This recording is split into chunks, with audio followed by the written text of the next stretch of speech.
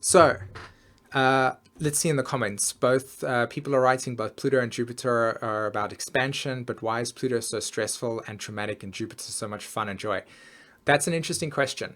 Okay, and for everybody that's watching this on recording, so post solar a live stream, I would probably move the the timer to maybe 10 minutes ahead, because I do want to spend just a bit of time just like connecting with some questions that have been written over here before we jump into the astrological Mercury retrograde chat. Okay, so if you're here to watch this just for the astrology, give me a couple of minutes before we get to that. All right. Okay, so one person writes, Alexander, actually, both Pluto and Jupiter are about expansion, but why is Pluto so stressful and traumatic and Jupiter fun and joy? And hello to every single person that's there. Hello from Mexico. Well, you're in Mexico, of course. I'm super excited to have you joining me today, and amongst everybody else as well. So that's an interesting thing, because Jupiter, I don't necessarily always see Jupiter as fun and joy. Okay. And it's not to say that it's incorrect. It's to say that Jupiter, from my awareness, like gives us the opportunity to take risks with experiences that ask us to be more expansive. So a lot of the time when we have Jupiter transits, they can feel as if we're experiencing a lot of insecurity and a lot of cognitive distance when it comes to the ideas and belief structures that we have around a certain thing. Okay. So Jupiter can be fun and joyful in the sense if you're open and spontaneous and have a lot of Aries energy or a lot of Sag energy, where you feel like life you can just take, by the horns, as they say, and just run with it. But for other people that are deeply introverted and have a lot of security demands within their chart, a lot of Cancer archetype, maybe even a lot of Scorpio stuff or Pisces, a Jupiter transit can be very, very challenging, because again, there's a lot of security that's rooted in the expansive process of Jupiter. So, it definitely depends on how somebody can experience it. And I know for myself, with certain Jupiter transits, like when I had Jupiter cross my ascendant in Aquarius, I actually moved country. So, and I spend a great deal of time with Jupiter in my first house going, I'm afraid. So, Jupiter. Now with Pluto, for instance, I mean, Pluto was always going to be emotionally traumatic for us if we are resistant to the changes, which again, when it comes to emotional security, we're always going to deeply have investment in things that give us empowerment. So whenever we are interacting with a Pluto transit, we're always going to have stuff come to the surface for us that lies deeply embedded within our psyche. And we got to be in union with that process. We've got to really connect with that and see that there is a life force moving through us. And anybody that really wants to intimately connect with Pluto, think of life as the process of Pluto. Pluto is like this, it's the on-off switch when it comes to life. It's all about giving life and energy to something, and that is when Pluto is growing.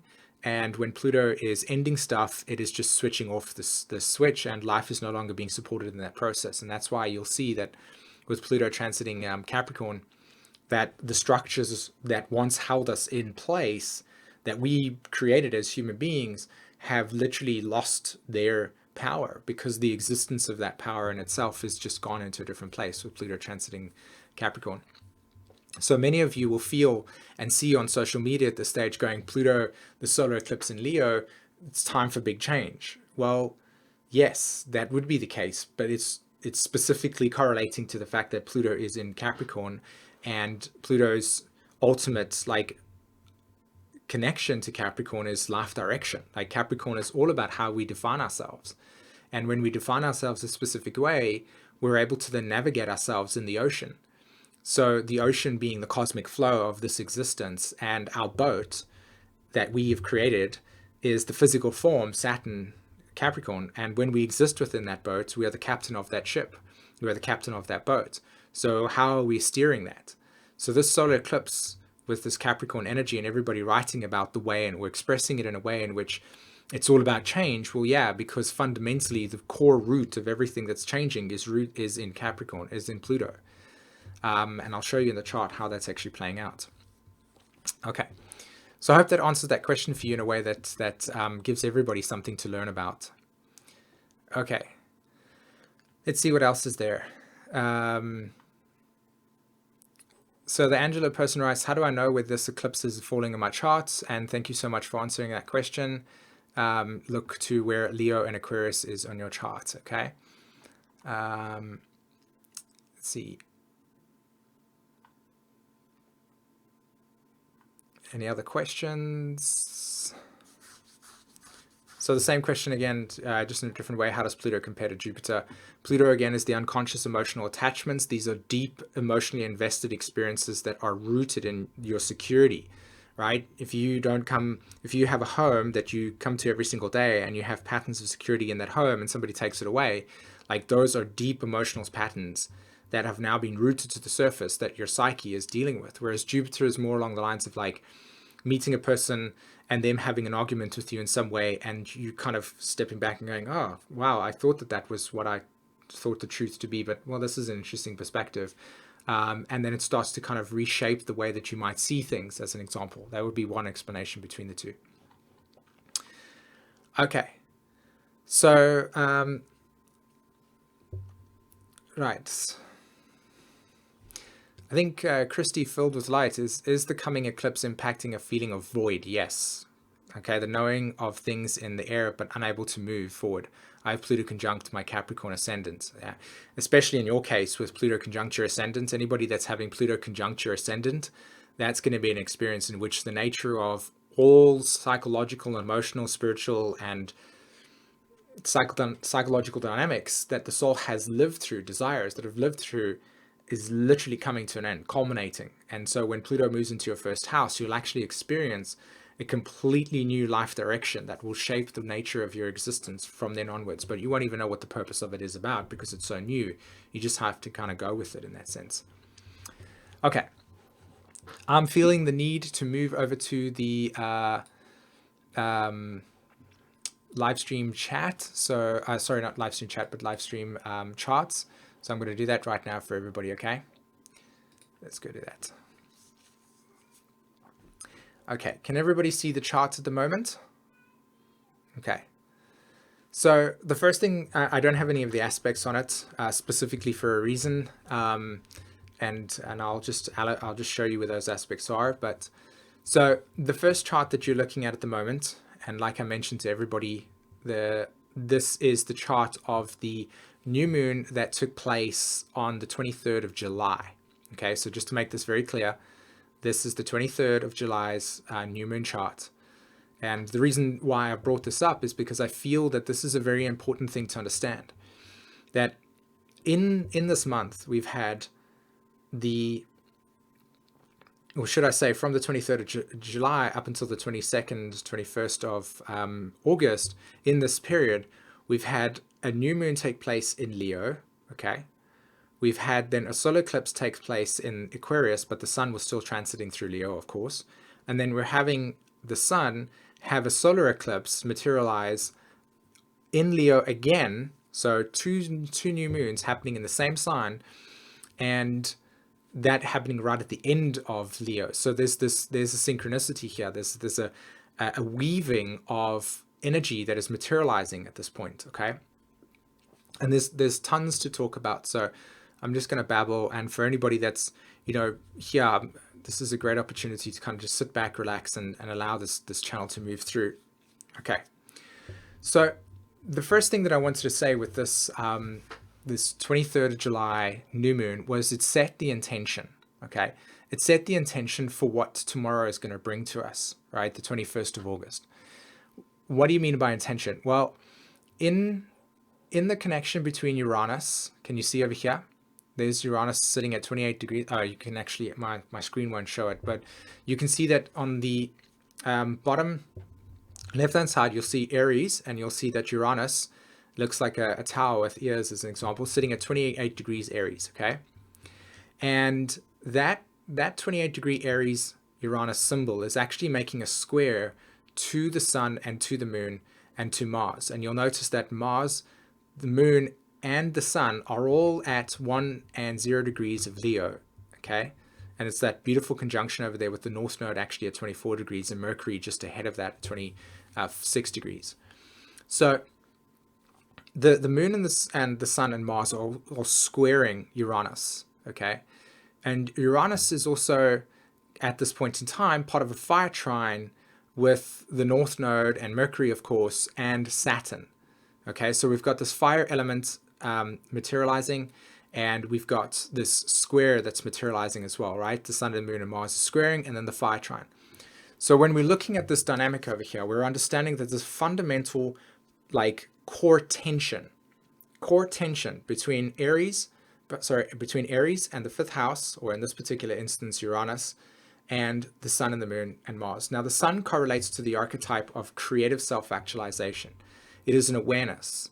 So every time you see the sun in the chart, think of it as a flashlight that is just moving over each dimension and highlighting to us an aspect of the chart, right? It's illuminating something, and it's illuminating the moon. And the moon is telling us that this is a cycle in which initiation of self-love, okay? The Leo archetype is all about our ability to find compassion, find life direction, find truth in our own relationship to ourselves. And the way that we do that is by embracing our own sense of inner destiny, like who we are within inside of ourselves. Okay. And this is a very exclusive experience, because I feel like for many souls that live in different parts of the world that are not as on some level, and when I use this word, I'm being very specific about how I'm saying it, like very lucky to be able to experience our self-reflected awareness in the way that we can, right? There are a lot of places in the world in which people cannot access the depth of soul awakening experiences that we can have, say, for instance, like here in the West, or in places in which we get this ability because of life circumstances, as an example. So when I specifically talk about the Leo archetype, for us, I'm referring to the way in which we can take our awareness and bring it back to our own sense of self, and through our connection with the environment and the people that are in our environment, and the themes that come up for us, and the ways in which relationships and patterns behave for us, like how is that life playing out for us, and how are we observing that life, and how is that then reflecting to us a sense of destiny, like a specific path, the sun's path. Okay, so again, the context of this new moon that's materializing here on the 23rd of July was an initiation phase in which we're coming closer to what is the meaning of our existence. What is it that is this lifetime about? Okay, and it's a very powerful question, because when we look at the difference between the outer ego. Okay, so when I talk about the outer ego, I mean it in the sense of the personality that has been formed based on experiences that we've had in our life, that has developed psychological, emotional, and maybe even thinking patterns.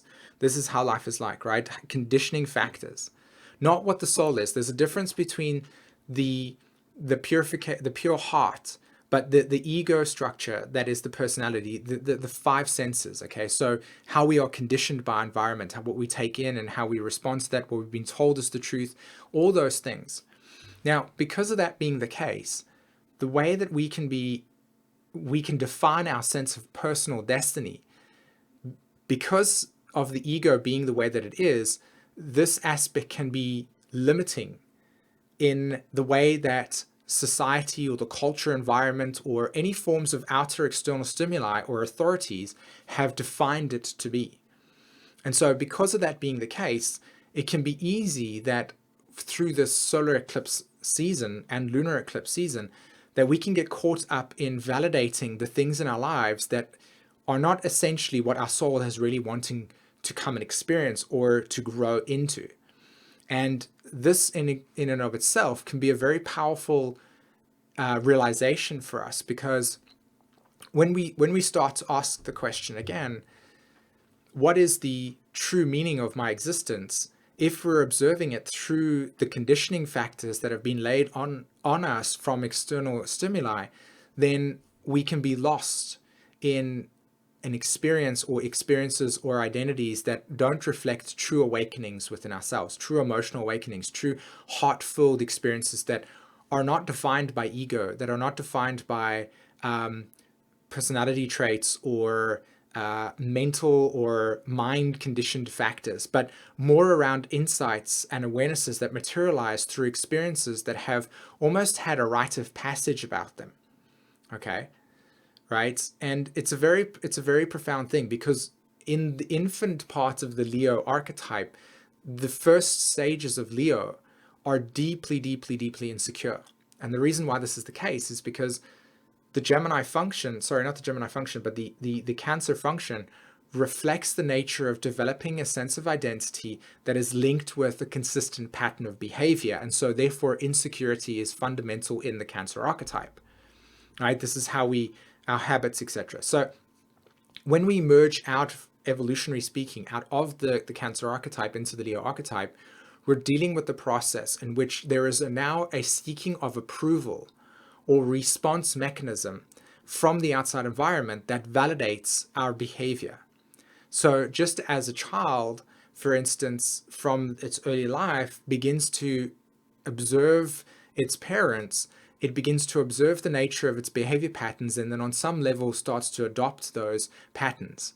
And so what we do from that process is, or children, and what we've done when we were younger, is that we start to mimic these things. We start to idealize them. We start to validate them as the experiences, and then even behave like externalize them later on, seeing if that environmental feedback is going to be validated for us or not. So immediately with this very beginning phase Leo energy, right? A lot of the development of the self is in a phase of, I'm not really sure what I'm validating. I'm not really sure how I'm validating it, or I'm just trying things out. And if I get positive responses or stimuli from the environment, then I can put that on a list of, okay, those seem to be good behavior patterns, so therefore let's exercise them, because the response or reward mechanism seem to be beneficial to me. And again, we're materializing this through the ego. It's deeply insecure. It needs this patternings of consistent validation. So as we kind of materialize life and we begin to move through the middle to end phases of the Leo archetype, we begin to notice that there is a deepening of a sense of identity that is not connected with external stimuli as much, but more around a consistent pattern of, wow, I like this. I like expressing myself this way. I like enjoying these things. I see a pattern of love that's materializing, until there's a point towards the end of the Leo energy that says, wow, I love what I do. I love being in this creative process. It validates me from the inside out, to the point where I can actually say that this is my authentic expression, because it is just me singing a vibration of pure harmonic vibrance. It's just the nature of the voice. It's just the nature of the heart, not even using words that require a sense of validation outwardly. It's almost as if it's just a consistent vibration of frequency that emits, that actually then through the electrical field and resonance, Aquarius polarity point, it allows that to then attract other people that connect with the resonance frequency. So at its highest function, solar eclipse, 21st of August 2017, we're dealing with the process of seeking and understanding ourselves at an ego level, to attaining the process of activating true authenticity, not through voice in a sense of this is what I've been defined as and this is what I should be doing, to I'm so involved in this process of loving my creative process that whatever I emit out of myself is vibrating at a frequency that just naturally creates resonance. And so therefore, whatever I attract is naturally in harmonic to myself, deeply validating my experience without even externalizing one word saying, hey, do you like what I do? As an example, it's actually wordless. And that's what's so beautiful and powerful about this solar eclipse, is that the Aquarian energy that we experience, and I'll move it over, let's just click on that over there in And there we go. Okay, so this is the lunar, pardon me, the lunar eclipse that materialized. And you can see here that on the chart, Cancer is, pardon me, Venus is now in Cancer. Okay, you can also see that Mars has moved to 11 degrees. The Sun is at 15 degrees Leo. The Moon, of course, is at 15 degrees Leo as well.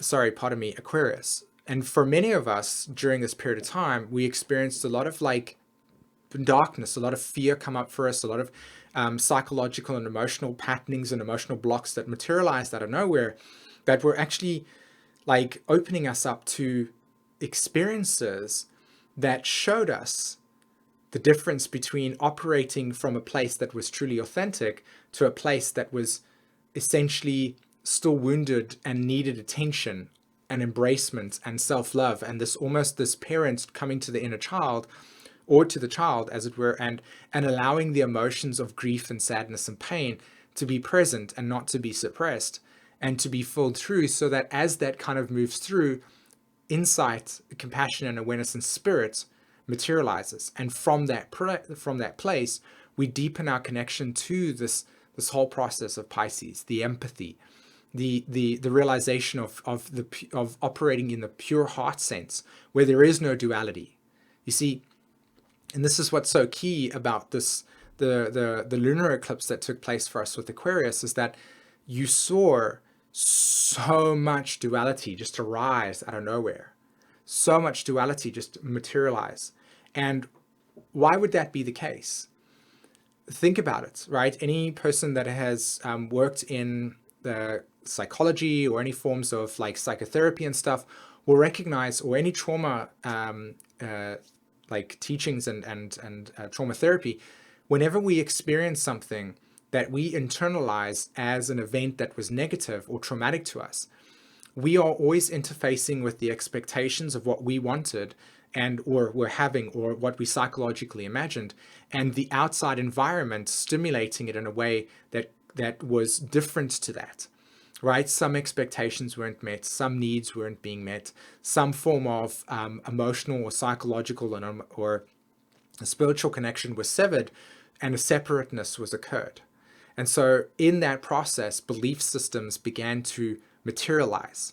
And every single one of us on some level has internalized some belief system at some point in our life in which the perception of it was deeply negative, that creating a deep feeling of almost like stepping back and saying, I don't want to deal with that again. And this is beautiful, right? This is a beautiful thing, because the true form of healing, the true form of healing is finding union with yourself, where the limitations and experiences that you've had within your own self and with the interaction with the world are met with an acceptance of, it's like an acceptance of the pain, an acceptance of the trauma, an acceptance of the shadow, the integration of the shadow, the ability to realize that the duality in seeing the positive experience of your life and the negative experience of your life as not negative or positive, but merely two sides of the same experience that are reflecting the polarity. In other words, in order to know that the darkness is existing, okay, the light is on its other side, just as the shadow helps us understand what we are searching for. So the masculine and feminine principles of balance and equality and integration are occurring here.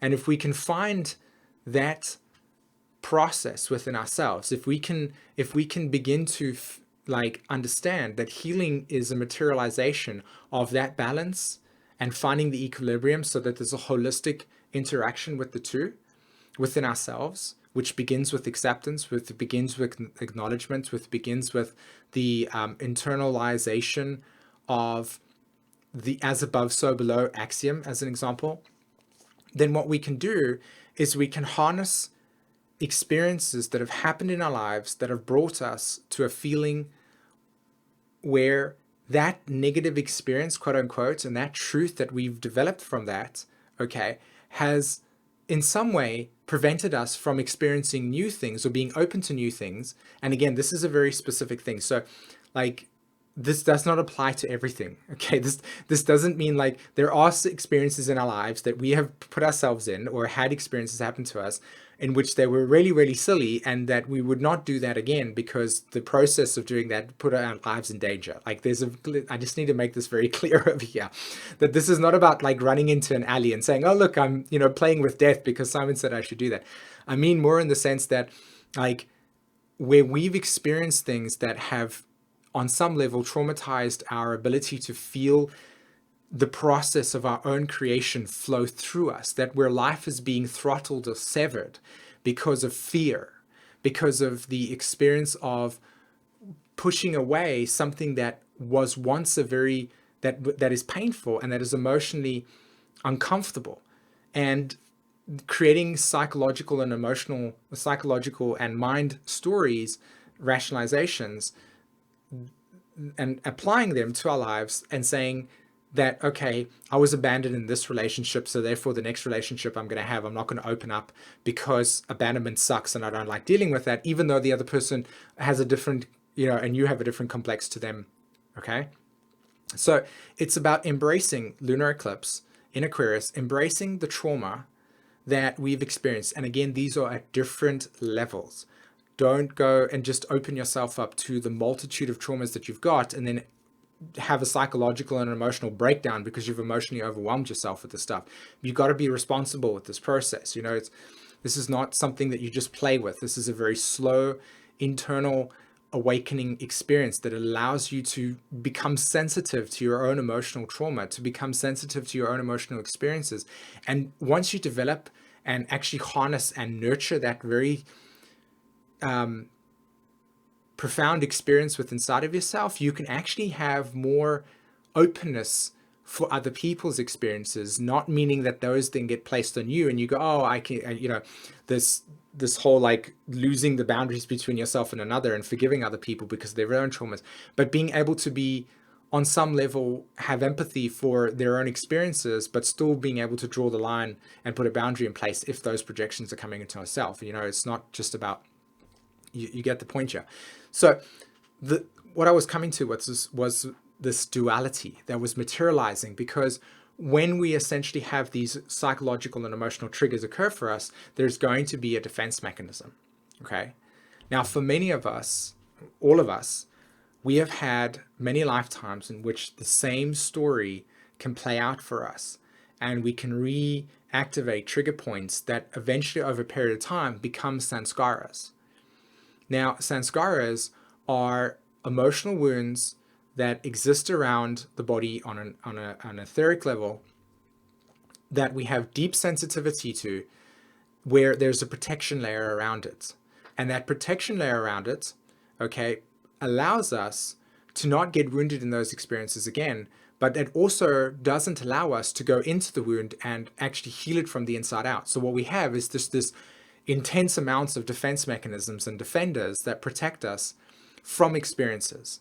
And part of our healing journey is about going deeply into ourselves and allowing ourselves to open up those wounds in a very slow, careful, responsible way, and opening them up and attending to whatever exists inside of them and allowing that to purge that out, so that when we go out into the world and we access more of the life force that is moving through us. I mean, the body in itself is, you know, I can go on for another 350 days around how the body is the temple in this sense, but allowing life force to move through us without those sanskaras or trigger points deeply affecting us in a point in which we actually become emotionally shut down from those experiences. So we're working on those things and we're allowing ourselves in different ways, and we all have our different creative processes, to access that space and to be able to recognize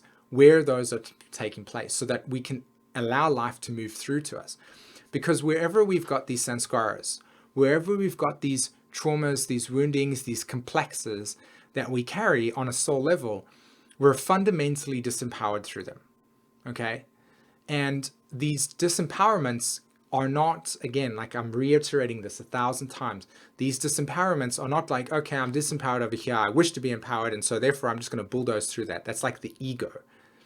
You know, we're not trying to do that. We're not trying to like be Superman and superheroes here and attack this.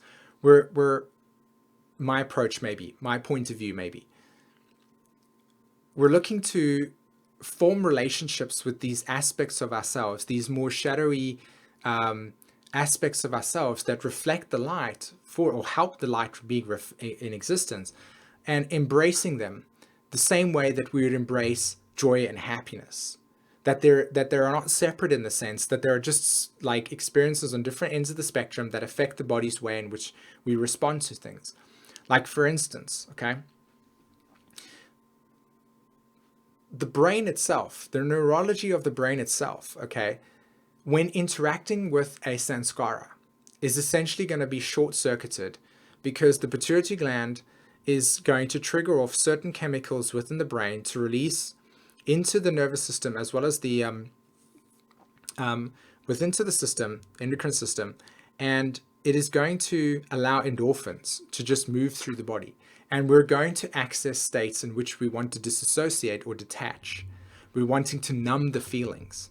It is not a coincidence that Facebook, YouTube, television programs, all these types of things are used as a way, Pisces, of disconnecting from our reality in order for us to numb out the experience of feeling. Now, everybody wants to know, what's Chiron in Pisces? What's Neptune in Pisces? Well, this is it, okay? This is it right now, right? When we have things like experiences that will deeply trigger us, the brain's biology and chemistry is specifically hardwired for us to, when we experience pain, for it to be numbed out, right? So when we experience psychological and spiritual trauma, the body's going to respond the same way. It's going to short circuit us. And every single time we have those things, watch your emotions and your frequency drop. So the purpose of the experience with regards to integrating our fear and moving through these complexes is allowing us to be able to not have these consistent drops in our biological and physical nature, so that we can access more of the other dynamics, or more of the other chemical compounds that take place with the pituitary gland's response in the hypothalamus, etc., and the hippocampus and the memory structures there. So we want to release oxytocin, right? Instead of the endorphins that get released through painful experiences. And again, this is the two sides of the spectrum.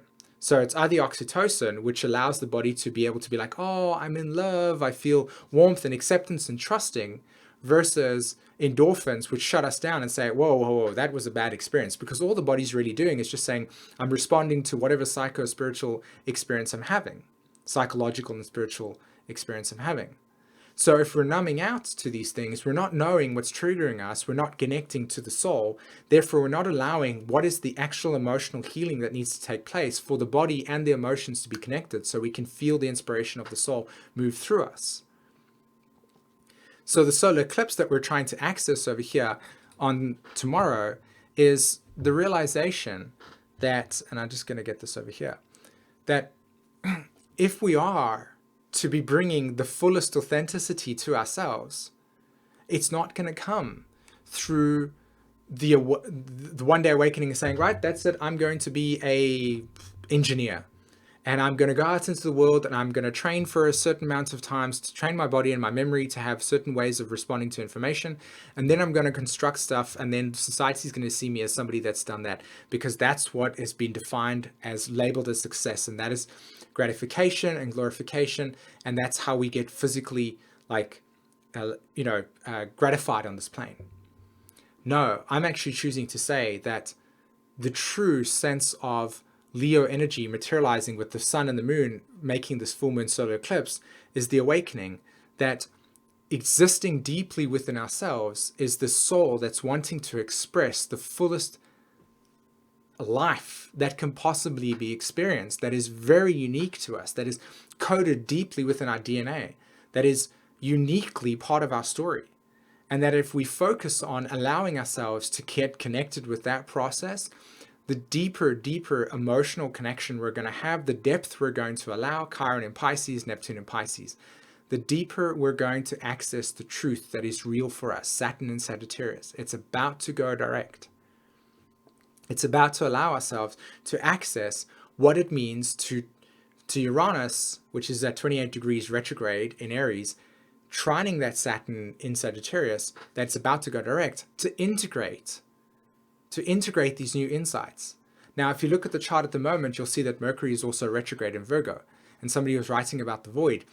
This Virgo process, this Virgo internalization, I'm saying, listen to the whispers, listen to the messages that are occurring during this period of time that are coming from the ether, that are coming from spaces that are not from the mental distraction and chaos that Mercury retrograde can bring, but through the little small conversations and the things that you see. That when somebody passes by you and delivers a message around the nature of what your soul's seeking and just passes by, and in that moment you catch a glimpse of that awareness, it actually forms into yourself and goes, hold on, I just accessed a deeper part of myself that is allowing me to unfold and unlock and open up the more of my existence, to allow my heart, not the one that is beating on the monkey mind body, not the one that is deeply conditioned by the vanity of the world, but the one that sings at a vibration that awakens people at a level that doesn't even require words. That's just an act of beingness in itself that is existing there. And then to operate and organize ourselves in accordance with that space that moves emotions. Do you understand what I mean? So when we're accessing this part, when we're working on that, when we're paying attention to that, the focus is so inwardly within ourselves that we're actually aligning our own authenticity with the world that is a representation of that external world. So therefore, the inner and outer are balanced. So therefore, the life direction, Pluto and Capricorn, is being directed and defined through a sense of purpose that is linked with a destiny that is rooted in inspiration and meaning, versus the absence of meaning relative to feelings of isolation and complete confinement that creates a deep internal dialogue of saying, when is it my turn to be validated? You give that to yourself. You do that for yourself. And you do that when you awaken your own authenticity. You do that when you awaken your own beingness and aliveness, that it wakes you up every single morning and every single day of your life. Like me, emotional solar plexus, I might not wake up as like going, yay, this is the existence. I might wake up and going like, I don't feel well, or oh my God, another day. But the point is that you're validating those different experiences, and that is the process, the validation of the highs and the lows as equally as part of the destiny, and not just the ones that seemingly are high based on an ego that's been defined through vanity. So the Virgo process with Mercury here is to allow us to become connected to this thing, allow the whispers of eternity, Mercury opposed Neptune, allow us to deepen that connection to the soul, the soulfulness, so that when we're embracing each other with our hearts, we're not embracing it through a forced I, masculine, dominating approach, but more through a deeply receptive stillness that expands beyond anything that we can ever imagine. In fact, it's inconceivable to the mind.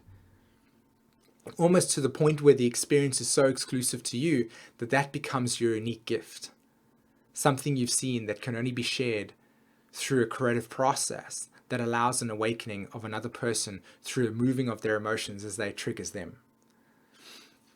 Venus in Cancer, opposed at Pluto, right? Where are we finding internal security within ourselves? Where are we finding the meaning of our own existence in ourselves? So that's what I see with the solar eclipse. Guys, I really hope that you enjoyed that over there. Right now, I'm going to move it over to the main screen and take some water and see if there's anybody that's got some questions in the chat. Everybody can still hear me, correct? Right? Yeah.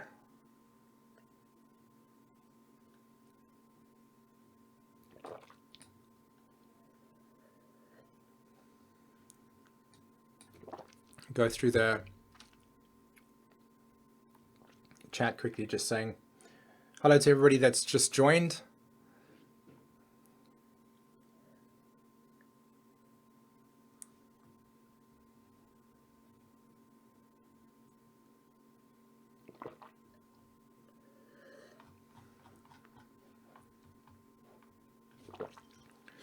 So tomorrow I should be able to post the article to the website, simonforster.com. And I think that in that article there's a lot of there's another wavelength, there's another frequency that's written in that, that's encoded in that. So I highly encourage you to read that. I'll post it in the comments below, and I'll also check out the Facebook page, Raising Vibrations, on Facebook. Go check that out. So how many of you have spent quite a lot of time, I mean, maybe some of you that are living in parts of the world where this is not possible due to weather conditions, but how many of you have spent time in nature during this eclipse experience? And how have you felt, you know, in terms of your body processing and releasing and experiencing being outside the more electrical field that is this Wi-Fi inhibited area? Because for me, like that's why a lot of my, you know, I've spent quite a great deal of time outside, you know, really connecting with this message and finding myself actually inspired a lot by being with that space. And I've, for me personally, I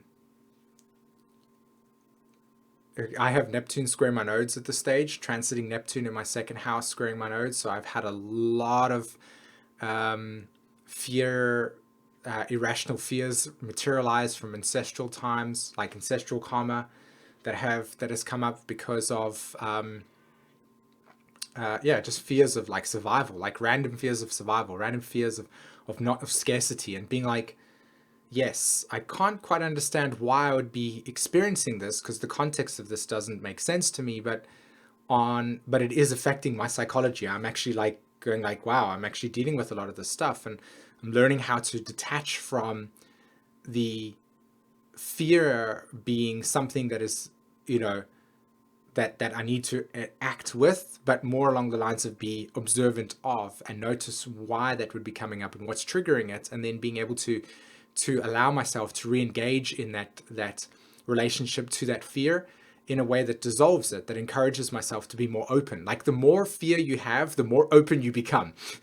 But I don't mean it in the sense like, again, if you're in an environment that your body's saying you need to run or this is dangerous, don't go, hey, I'm open to being robbed or something. Run. I'm talking about deep spiritual experiences when you're sitting around, you get triggered by something and you're like, oh, look, fear's arising. Obviously, I don't feel like I can be accepted here. I don't feel I can be loved. This is the whole point with Leo. Leo is about being embraced, right? Leo is about the child being embraced by the parent, about being embraced by life. So how many of us embrace life? How many of us allow life to move through us and embrace life, even to the point where it brings your patterns of fear so forward into the front of your head that you're like, okay, this is ludicrous. It doesn't make sense. My brain is obviously not responding to this in the way that you know I've been encouraged to do, as an example, and almost like allow yourself to roar. Use the Leo cliche, to roar with this this fear that's present with you, because at the end of the day, the fear is really just a trapped emotion that hasn't been processed around a deeper feeling of not being accepted, of not being loved, of being rejected, of having to deal with the emotion that happened at that time. And you know, with Mercury retrograde, guys, you've got to understand something. Mercury retrograde and Uranus retrograde is a really fascinating thing, especially because of the fact that Mercury retrograde is connecting to Jupiter, pardon me, not Jupiter, Saturn, in Sagittarius, and Mercury also the lower octave of Saturn. Sorry, not Saturn, pardon me, Uranus. So Uranus correlates to ancestry and correlates to the far-term memory. Okay, so when we're dealing with life, we're dealing with the far-term memory of the soul. Okay, when you're dealing with Mercury, we're dealing with the short-term memory. So what you've got here with both of these planets being retrograde is the short-term memory and long-term memory being stimulated around deeper internal dialogue, and Saturn making connections to both of them are asking you to revisit long-term memory that had belief systems crystallized in them, and then to awaken those experiences through a different perspective that allows you to heal it more with compassion. So Chiron and Pisces being the bridge between Saturn and Mercury, Saturn and Uranus, and then of course Mercury being the lower octave of that process, is saying we can integrate holistically the parts of ourselves that have been traumatized or wounded or had quote unquote negative experiences that stop us or prevent us from feeling the spirit within ourselves. And again, feeling the spirit within ourselves is having experiences that validate to us that there is something here beyond the physical, and that the pineal gland, through the secretion of melatonin and serotonin, will create certain physiological chemical reactions that will allow for the awareness of the third eye to materialize. I mean, it's not a coincidence the pineal gland sits exactly on this side over here, right to there. This is the midheaven, right? So, right, this is the midheaven. So the awareness that we're seeking, this is Christ consciousness, right? And it correlates to the sexual energy that moves up the spine and allows the oil through the cerebral cortex and of course through the spine to reach the brain. It allows us to have the candle lit. This is what we're talking about here. When you study deep occult esoteric teachings, you'll understand the process of what the body is actually doing on a biochemical level. So for us to access deeper layers of awareness, we want to be purifying our body through eating foods that allow for the lymphatic system, as an example, and the endocrine system, as an example, and all other bodily functions to operate at a level in which there is no clogginess, that there is no, I mean, this for me would be one of the reasons why eating vegan food or understanding that philosophy is, for me, it's not about, like, it is of course the compassion for animals and the way that the industries work and not supporting it, but it is also about the relationship that the body has to the different layers in which foods that we eat and consume right now are not really that supportive of the nutrition that is required for the body to metamorphosize and transform and mutate the way that it operates, the DNA. Like, it requires that, like, so enzymes, as an example, are highly important for you to be eating during this period of time. Walnuts, as an example, if you can do that, eat that. Zinc for a lot of men, as an example. These are important minerals and vitamins that you should be consuming on a day-to-day basis, that is allowing your body to be able to have the necessary nutrients to absorb and then use that to transform the cellular memory, so that you can obviously metamorphosize DNA. Like, these are the keys here. This is what you would be doing with this type of energy, is allowing yourself to access this and integrate it on deeper levels. It's not just about having the awareness of it, or on some level, it's not just only about reading an article and seeing that and having it resonate. It's about actually transforming the material plane by integrating the awareness into the physical form, and then allowing that to then become the vehicle. The body is the temple, the body is the vehicle. So when we validate that process and we bring all of that into alignment, we allow ourselves to experience true awakening experiences.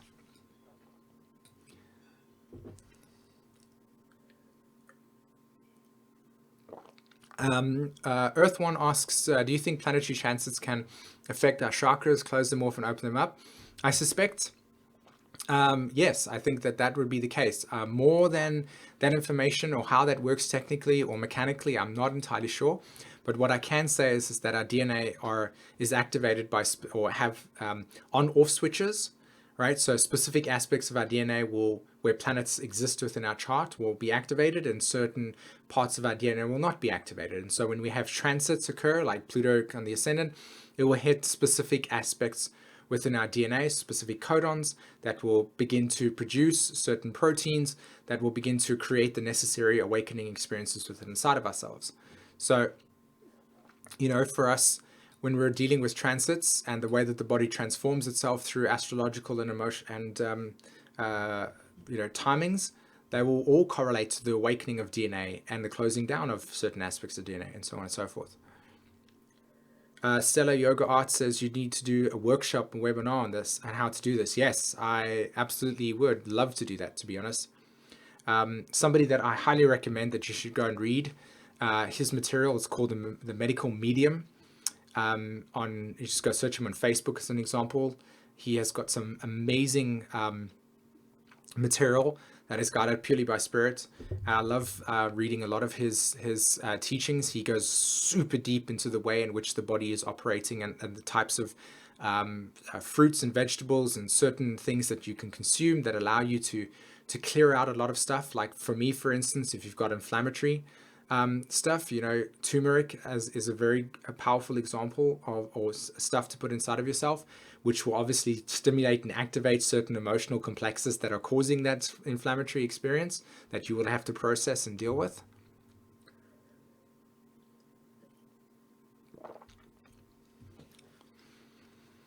Yes, the answer, Alexander, is yes. Mercury in the 12th house will definitely do that.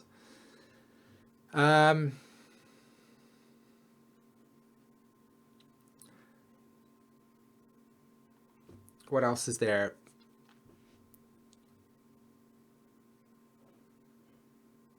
Okay.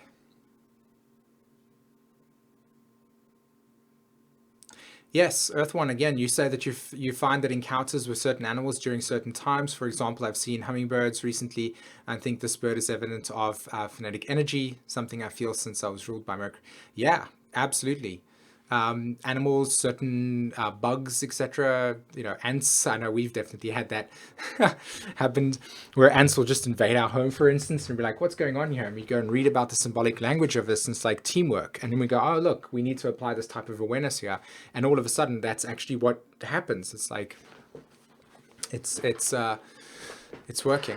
Okay, so welcome, Al Adem. I hope I pronounced that correctly, Adema. Good evening from Netherlands. Thank you for the book recommendations. Yes, Medical Medium. Go check that out. I highly encourage you to do that. Another thing that I highly encourage everybody to do, by the way, yes, that is correct. I do have that from childhood. The question was, do you have cognitive dissociation from childhood? Yes, definitely. I have a lot of experiences in which that has happened.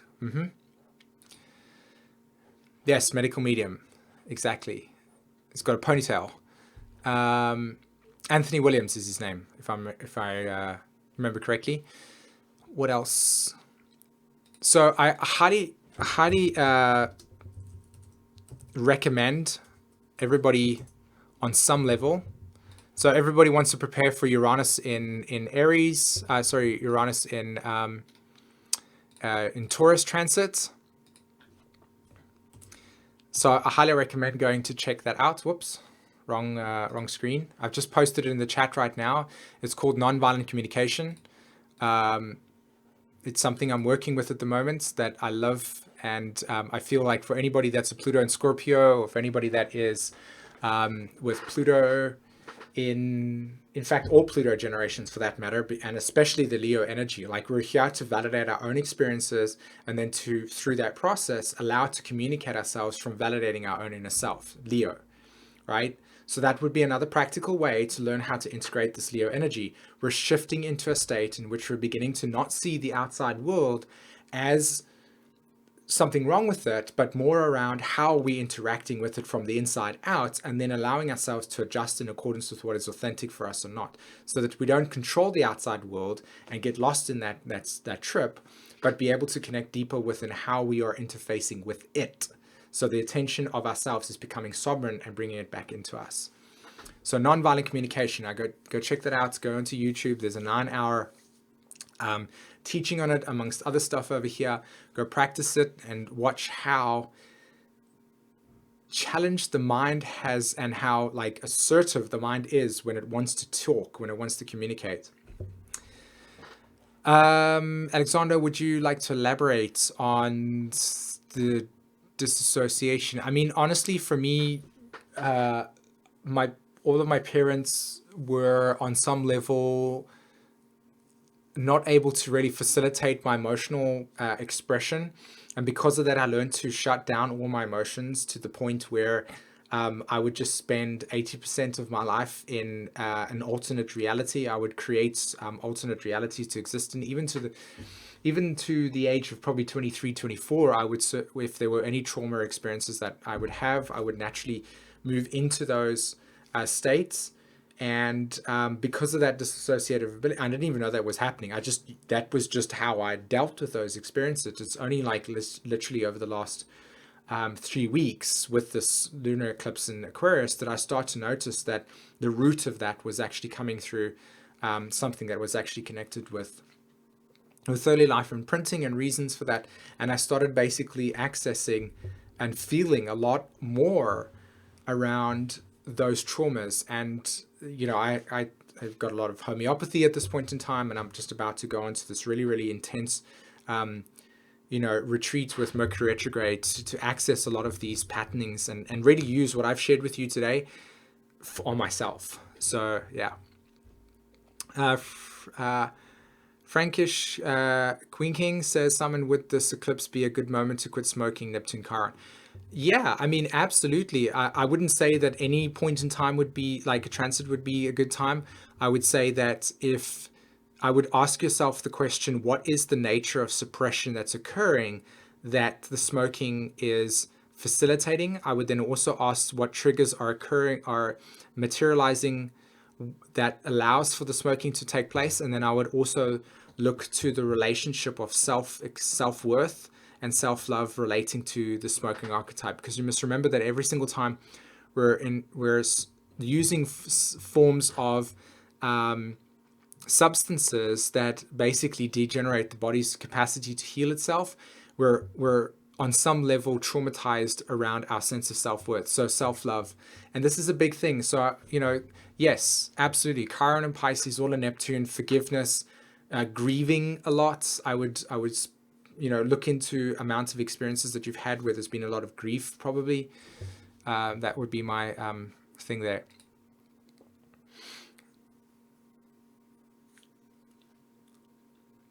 So, Linda Throver, you were saying, hi Simon, Saturn and Lilith are soon going to conjunct my natal Lilith in first house. How can it manifest? I'm still having Pluto squaring my fourth house Aries. Sun, not shiny experience. Yeah, I would absolutely. I don't actually know, to be honest, how that would play out. And the only reason why I say that is because I'm not really sure what type of dynamics your soul and complexes come into this this lifetime. But what I would say to you is that the Saturn transit over your Lilith will bring a lot of reality checks around the nature of where your desires on a feminine expression are not being fully honored. Okay. So wherever Lilith sits in that chart, there's the dynamic of the archetypal myth in which we have this layering of saying we can't be this freedom of expression that is the feminine. So there's these protection layers around us that we have to put on when we interact with the world. And so with Saturn transiting that Lilith, I think there's going to be a lot of like stuff that will come up for you around the acceptance of your own freedom and your own body and your own wildness, your ability to have your own sense of authority around what you consider to be your femininity, and your ability to honor that process and how you give authority to it. I would say that authority around being free and allowing yourself to be like liberated from the shackles that is patriarchy and the conditioning of society saying this is what a woman should be or do, as an example. Okay.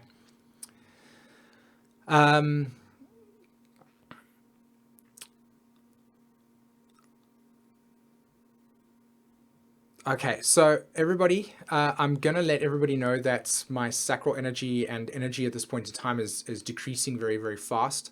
So I would like to say to every single person, thank you so much for spending time with me today and letting me share this with you. I greatly appreciate all of your attention. I hope that this brought you an intense amount of value on some level. And that, this time that you spent was something that you would want to do in the future again. For right now, like I said, I'm going to leave it at that. So I, like I said, greatly appreciate that. For any of you that are looking for, astrology sessions or wanting to study astrology, etc., don't feel hesitant in any sense. Like, contact me. I've got classes always running and so on and so forth. Metamorphosis program. I highly encourage anybody that wants to spend 12 weeks intensively being picked apart by me and the other way around. And also, learn your charts as an example. There's lots of stuff that I offer that is specifically around accessing the deeper parts of yourself through using things like astrology and human design, teaching those things. I love to share the wisdom in many ways to give you the opportunity for you to start this yourself. Like, a lot of the time I do this so that you can access the depth of awareness that gives you the opportunity to not just have to consistently go and search for it. You can actually find it in yourself, because it honestly is not just exclusive to me. We all have it. We just want to awaken it within ourselves. So thank you so much for joining me today. I greatly appreciate every single one of you, and have a wonderful solar eclipse, okay? Take everybody. Bye-bye.